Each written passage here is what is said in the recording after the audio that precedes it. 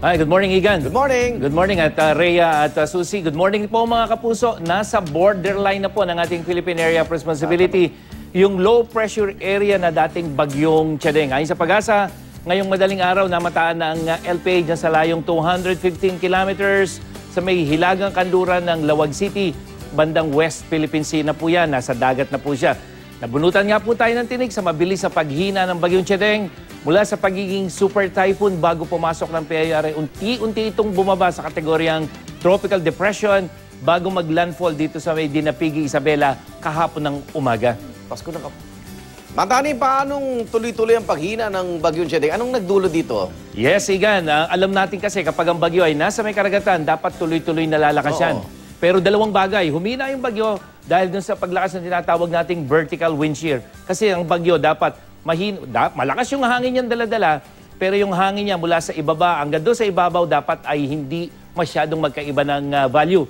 Ang nangyayari, pag masyadong malakas yung hangin dito sa itaas, nasisira yung vertical structure niya. At yun yung pangunahing dahilan kung bakit unti-unti siyang humina habang lumalapit sa atin. Pangalawa, dry air doon sa malapit sa atin. So yung mahina yung hangin na yon, ayaw ng bagyo nun kasi ang kailangan ng bagyo, moisture. Kaya kahit nasa karagatan siya, ay unti-unti siyang humihina patungo dito sa atin. At nakatulong pa sa tuluyang paghina ng bagyong Chadeng yung pagtawid nito dito sa may kabundukan ng Sierra Madre, nung tumawid siya dito sa Isabela. So yung rough surface na yan, yung bundok na yan, ay pangatlong bagay para lalo siyang humina, Igan.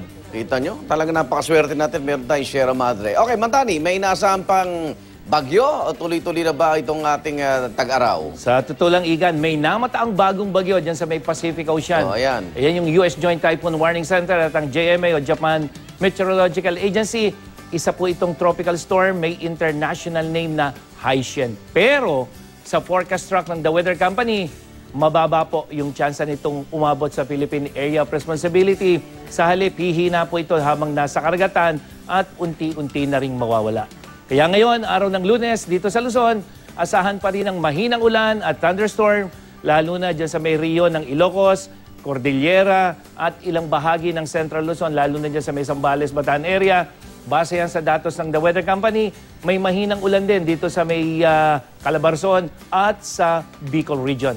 At dito sa Metro Manila, may tsansa ng ulan, mamayang hapon 20%, pero yung ating init factor, 37 degrees Celsius, kaya maalinsangan po mga kapuso. Sa Visayas, asahan din ang mahinang ulan o thunderstorm, lalo na dyan sa may eastern section hanggang dyan sa may central part, katulad dyan sa may Bohol, asahan po mga pagulan. Gayun din sa malaking bahagi ng Mindanao, halos buong Mindanao, asahan merong mga pagulan. Dulot yan ng thunderstorm mula central, eastern, hanggang dyan sa may Zamboanga Peninsula. Yan ang latest mula sa GMA Weather. Ako po si Nathaniel Cruz. Magplano para sigurado. I am ready. Serbisyong totoo ng GMA News. Maraming salamat, Mantani.